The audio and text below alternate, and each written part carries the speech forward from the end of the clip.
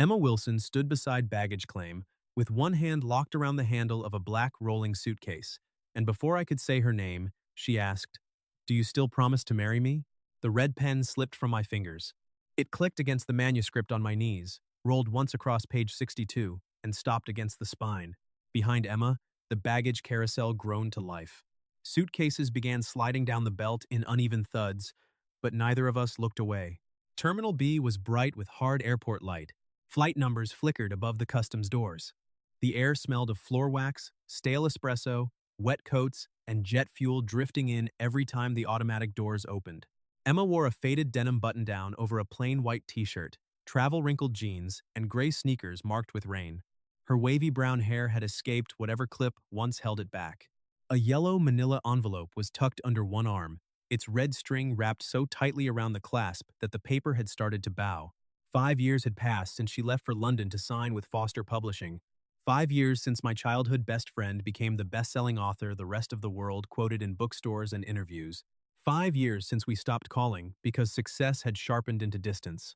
Now she was back, standing beside the carousel with no entourage, no publicist, no smile for the airport cameras. Just a suitcase, an envelope, and a question that belonged to a summer afternoon when we were 17 and had promised that if the world ever tried to take one of us apart, the other would show up.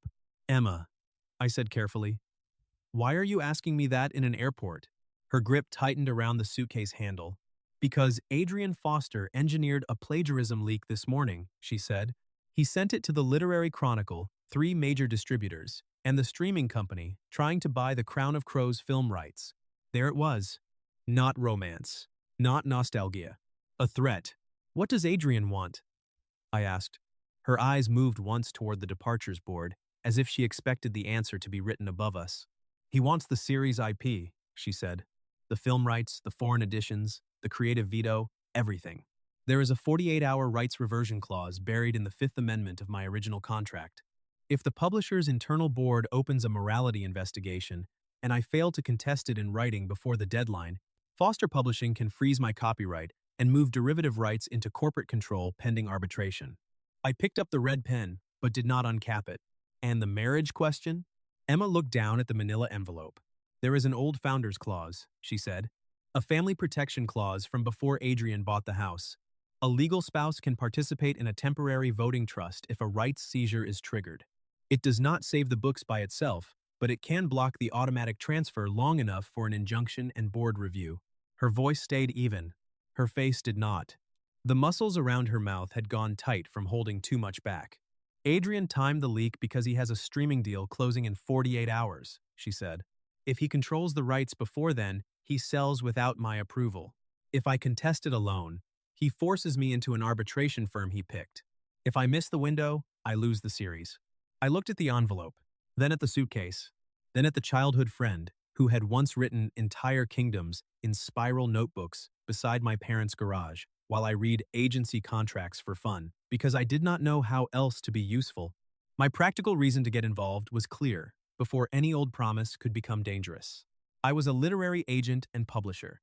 I understood rights language, bad faith clauses, distributor pressure, film options, arbitration traps, and the particular cruelty of men like Adrian Foster. I also carried the kind of professional guilt that does not fade.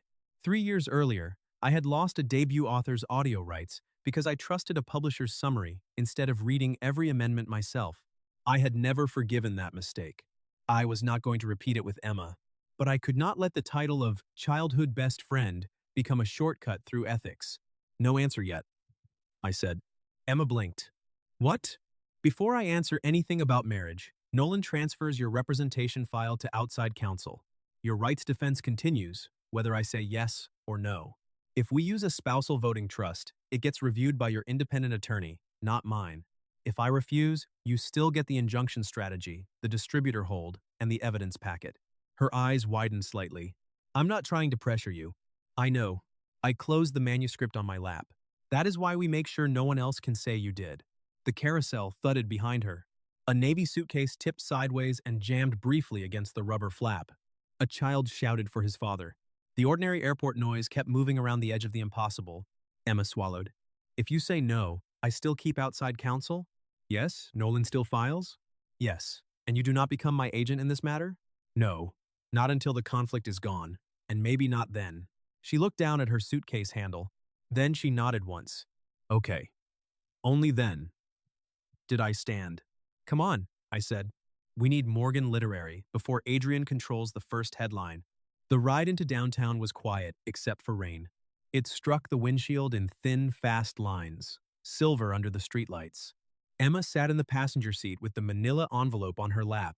I kept both hands on the wheel.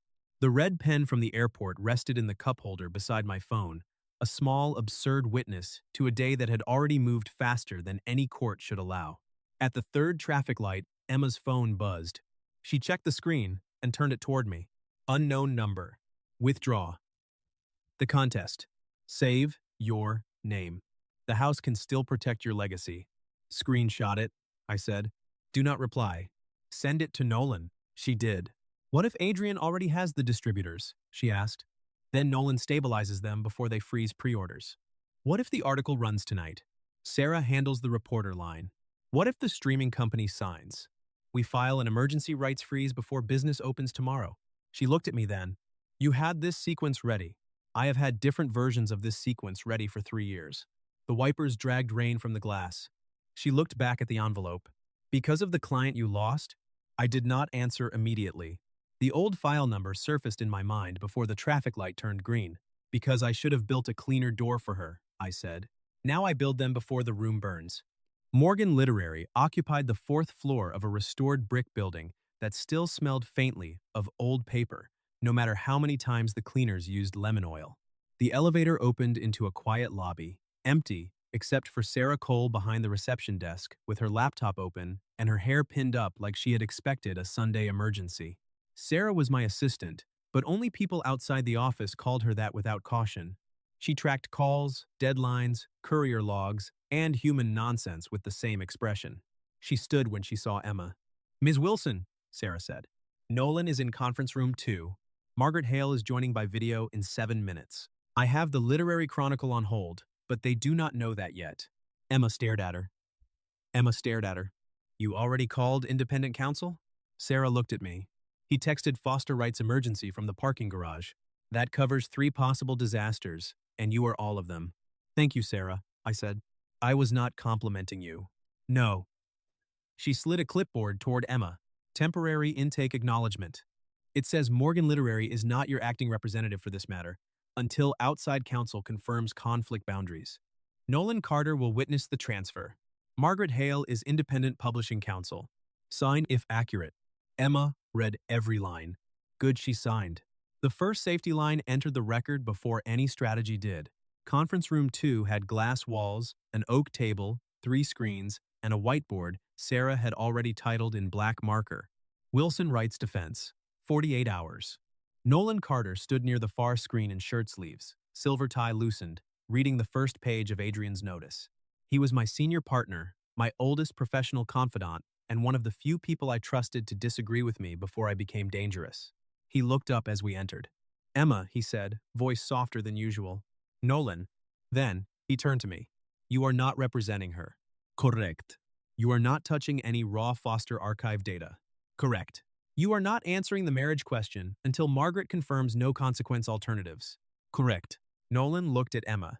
He is easier to manage when cornered by procedure. I remember, she said. That almost sounded like the girl from the garage notebooks. Almost. Margaret Hale joined on the center screen at 6:12 p.m. She was Emma's independent counsel by the time she finished reading the first paragraph of Adrian's notice. Her office background was dark except for a legal lamp and a wall of contract binders. Marriage alone is not a solution, Margaret said, not bothering with greetings. A spousal voting trust can block certain derivative rights transfers only if formed before the internal seizure and disclosed to the board. It must be temporary, narrow, and reviewed by independent counsel. The cleaner route is simultaneous. Emergency injunction, board notice, arbitration conflict challenge, and, if Emma chooses, a temporary trust. Emma folded her hands on the table. If Sebastian says no, then we proceed with the injunction and conflict challenge, Margaret said. The trust is one tool, not the tool. Your book defense does not depend on him marrying you. Emma looked at me. I kept my eyes on the contract. Choice had to become boring before it could become safe. Nolan opened a new folder. I am transferring the active agency file to Margaret for the emergency period, he said. Morgan Literary will assist with distributor stabilization and public response only under council direction. Sebastian is a witness to the childhood promise and a publishing strategist, not your sole representative. Sarah entered with a call log. The Chronicle wants comment in 30 minutes. I took the sheet, read the reporter's name, and handed it to Nolan instead of answering myself. Nolan smiled faintly. Look at that. Growth. Do not enjoy this. I will enjoy it professionally. For the next 6 hours, the conference room became a rights bunker. Not romantic. Not cinematic. Useful. The manila envelope contained Adrian's formal notice, the Fifth Amendment, the morality clause trigger, the rights reversion calendar, and a draft internal board resolution already prepared to freeze Emma's control. Adrian had not reacted to a scandal. He had staged one. Emma opened her laptop and pulled up her archive drafts. Sarah logged each file into a custody sheet. Nolan called 3 major distributors and told them any pre-order freeze before the court filing would be treated as interference in a live rights dispute. Margaret drafted the injunction affidavit. I audited the contract. Line by line, Adrian had built the cage over years. Film rights subclause, derivative works transfer, internal investigation authority, arbitration forum, contest deadline. Then, on page 41, the hinge appeared. The arbitration firm named in the master agreement had changed ownership 2 years after Emma signed. Its parent LLC linked to a holding company with Adrian Foster's investment stake. I wrote the company name on the whiteboard and drew a box around it. Nolan? He looked up from the distributor call. What did you find? Arbiter. Conflict. Nolan ended the call politely and came to the screen. I pulled public corporate filings from the state database. Not hacked records. Not leaked documents. Plain filings that Adrian had counted on, frightened authors never reading. Margaret leaned closer on video. Send me that link. I did. She read for 2 minutes, then smiled, without warmth. Good, this gets us the injunction. Emma sat very still. Because he controls the arbiter. Because he failed to disclose a financial interest in the dispute forum while using that forum to force a 48-hour consent deadline, Margaret said. A judge will not like that. Emma pressed both hands around the water glass Sarah had placed beside her hours earlier. The glass clicked softly against the table. You found the rotten steel? She said. I looked at the whiteboard, then at the contract. We found 1 beam. Now we find the others. At 11:00, a 40 p.m. Enforcing. The Literary Chronicle posted the article. Trouble in the Archives. Best-selling author Emma Wilson faces plagiarism review. It used the phrase serious archival concerns 7 times. It quoted an unnamed publishing executive. It mentioned the streaming deal without naming it. Within 20 minutes, 2 independent bookstores paused bulk orders. Within 30, Emma's film option attorney forwarded a worried email from the streaming company. Social pressure became real threat. Emma stood from the table and walked to the window. Rain blurred the city below. If I withdraw the manuscript, she said, Adrian has no reason to keep attacking you. Or, Morgan. Nolan looked at me. I did not move toward her. I moved the red folder to her place at the table and opened it to the transfer memo. Your representation is already with Margaret, I said. Morgan Literary's role is documented. My name is not the reason Adrian wants your rights. Your series is, if I fight, your agency gets dragged into it. If you withdraw, Adrian sells your world before Monday. Her hand tightened at her side. I cannot lose Crown of Crows. Then do not help him take it. The room went quiet. No one gave a speech. No one told her to breathe. Sarah placed a fresh page beside Emma's chair. Board statement draft. Emma looked at it, then sat down. The pen scratched across the first line. I am contesting Foster Publishing's rights seizure because the allegation is false, the investigation is conflicted, and the author retains contractual approval over derivative works. Her handwriting steadied by the end of the sentence. That was the relief beat. Not hope, a document. The next morning, Margaret filed the emergency petition at 8:02 a.m. 15. The judge granted a temporary freeze on any transfer, sale, licensing, or derivative rights movement pending a hearing and board review. The order did not give us victory. It gave us time. Time mattered. Nolan called the distributors again with the court order attached. Sarah logged every response. Two bookstores restored orders within an hour. The streaming company paused signing until the rights dispute cleared. Adrian's 48-hour trap stopped moving. At noon, a courier delivered a small white envelope to Morgan Literary. No return address. Inside was a printout of an old email from Emma's Foster account, supposedly admitting she had copied the naval battle sequences from a maritime diary. Emma stared at the page. I never wrote that. I did not touch it. Sarah brought gloves. Nolan photographed the envelope. Margaret watched by video. We placed it in a clear sleeve and called the outside digital forensics vendor Sarah had already put on standby. His name was Marcus Reed. He arrived at 2:30 with a sealed laptop, a hardware write blocker, and the tired expression of a man allergic to forged screenshots. Do not say metadata magic, Marcus said before sitting down. I hate that. I was not going to, I said. You look like you were, Nolan muttered. He was. Marcus examined the printout, then requested legal access to Emma's Foster email archive through Margaret's preservation notice. Foster's legal department resisted for 40 minutes until Margaret copied the court order and the judge's clerk. At 4:05, Foster's compliance office released a certified read-only archive packet. Marcus did the extraction. Not me. Hash verification. Custody log. Timestamp report. Third-party affidavit. At 6:20, he found the original email. Emma had written, I did not use the maritime diary for the battle sequences. The structural notes come from my grandfather's naval journal and the archive interview I recorded in Lisbon. The forged version removed did not, and the source sentence.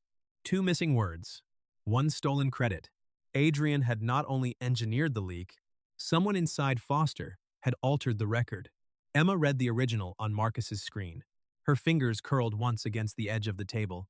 Then she let go and reached for the board statement. Add this, she said. Not a collapse. A correction. By day 3, the hearing had become a board crisis. Foster Publishing's internal board could not ignore the court freeze, the arbiter conflict, the forged email, or the distributor hesitation. Adrian tried to move the streaming deal anyway by calling it preliminary non-binding interest. Margaret called it contempt adjacent in an email so polite it could cut glass. The board meeting was scheduled for day 7. We spent the intervening days building the packet. Not one dramatic miracle. Stacks of smaller facts. The original Crown of Crows outlines, dated before Foster acquired the series. The film veto clause. The founder's family protection clause. Margaret's legal opinion on a temporary spousal voting trust. The emergency injunction. The arbiter ownership filings. The forged email metadata. The chronicle correction demand. Distributor restoration letters. Streaming company hold notice. And the one document I had not wanted to read too closely. The childhood promise Emma had kept inside the manila envelope behind the contract. It was a page torn from an old school notebook. We had both signed it at 17. If Emma ever finishes the Kingdom book, Sebastian reads it first.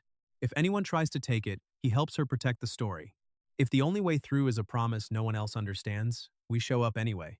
I remembered writing it as a joke. Emma had kept it as a compass. I placed the paper in a separate sleeve. Not legal evidence, I said. Emma looked across the table.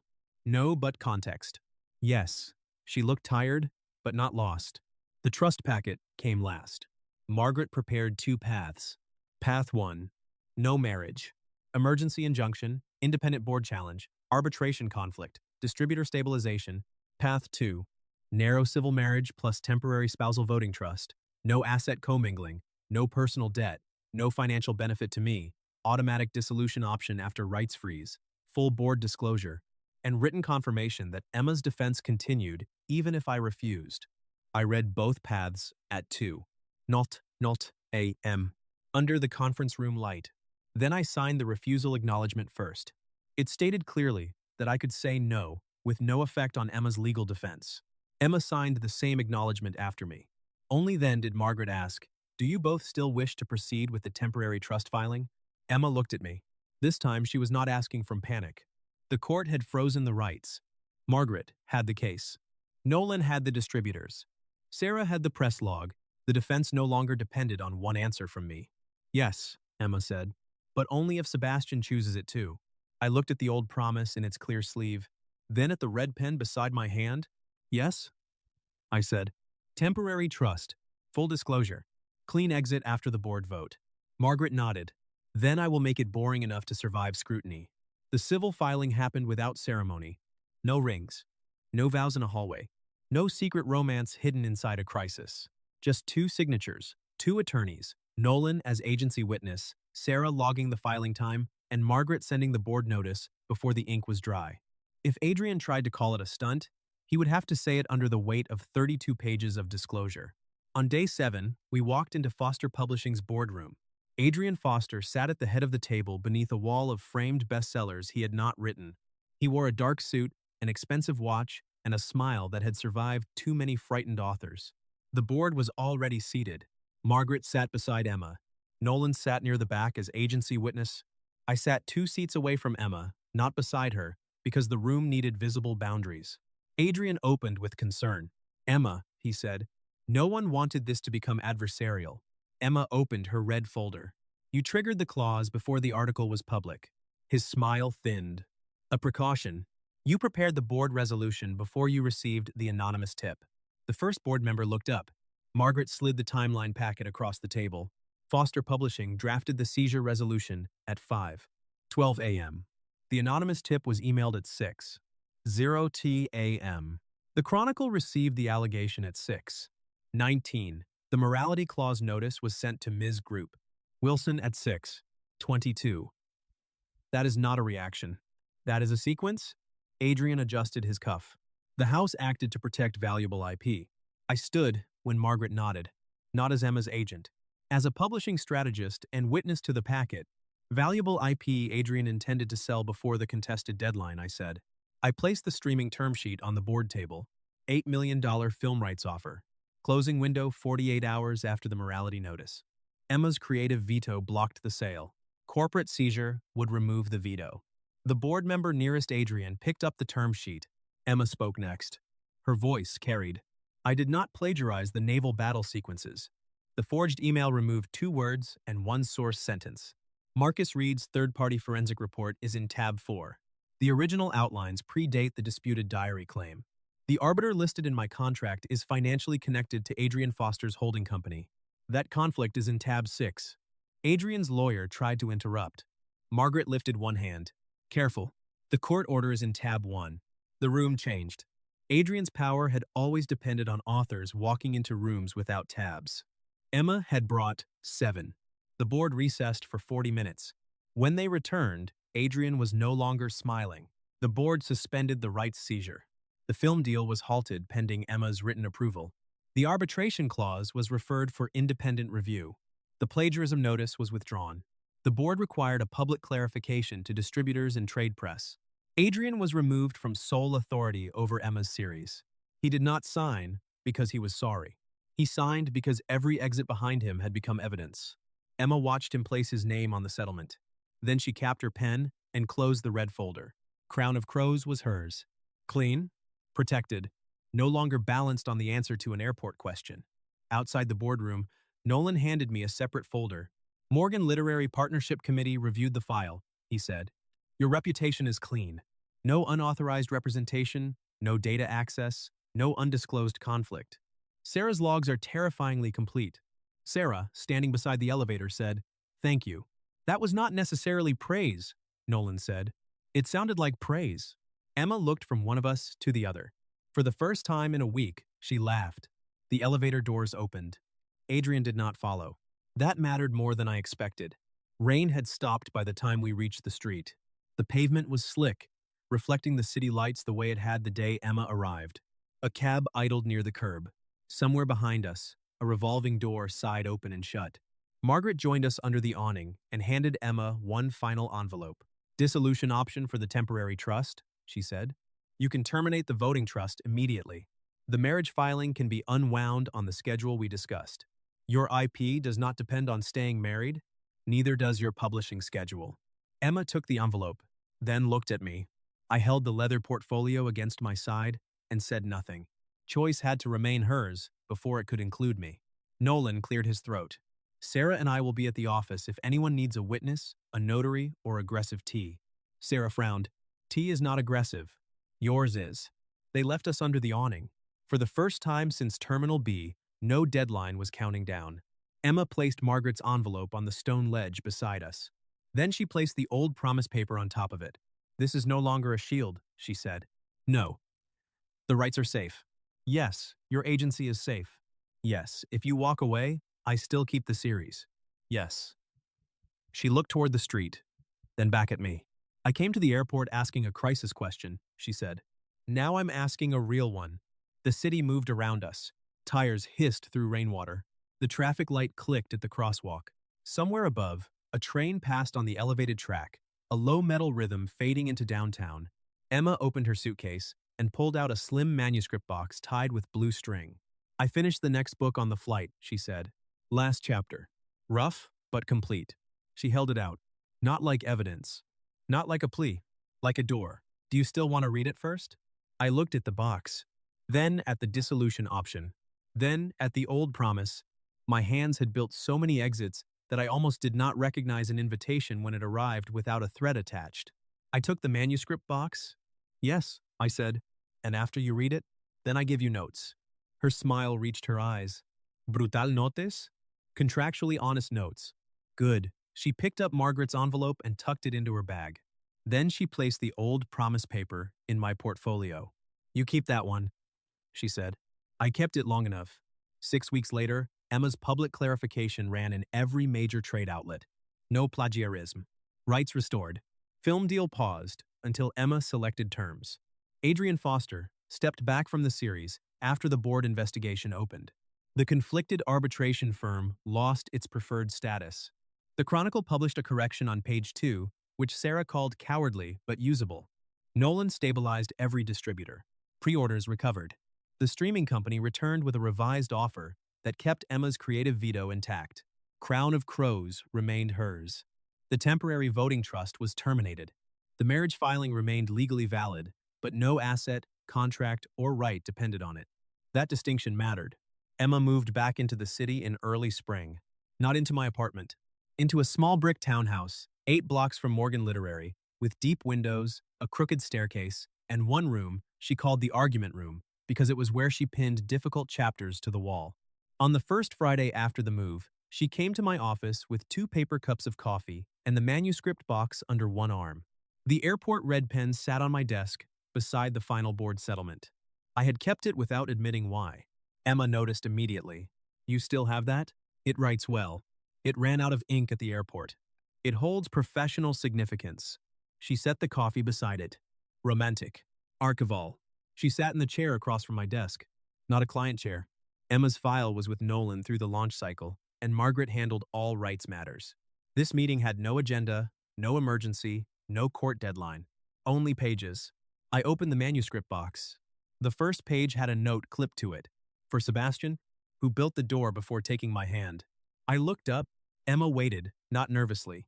Openly. I set the note beside the red pen. The first sentence needs work, I said.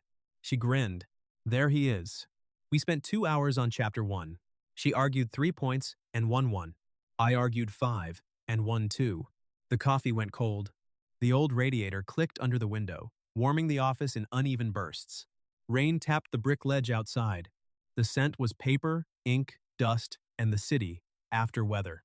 A clean room. A new page. No one trying to take the story apart. When we finished, Emma reached into her bag and placed a small silver key on my desk. It had a blue tag tied to it. Argument room. I want you to have this, she said. I looked at the key. This is not a legal instrument. No. Not a trust document. No. Not a rights defense. No. Then what is it? A place to read before anyone else does, she said. If you choose. The office was quiet.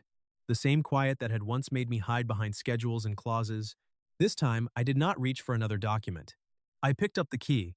I choose it, Emma smiled. Outside the office, Sarah's phone rang. Nolan laughed at something down the hall. The old building settled around us with the soft groan of wood and brick, holding steady through another storm. I opened the manuscript again. Emma leaned back in the chair, coffee in both hands, watching me read the first line. And this time, the promise did not feel like a rescue plan. It felt like a future we both had room to revise. Closing thoughts. Core lesson. Real love does not turn a crisis into leverage. It protects the choice until both people are free to make it. Green flag. They protect your work, your name, and your future before asking for your heart. Please like and subscribe so we can share more stories like this. The end.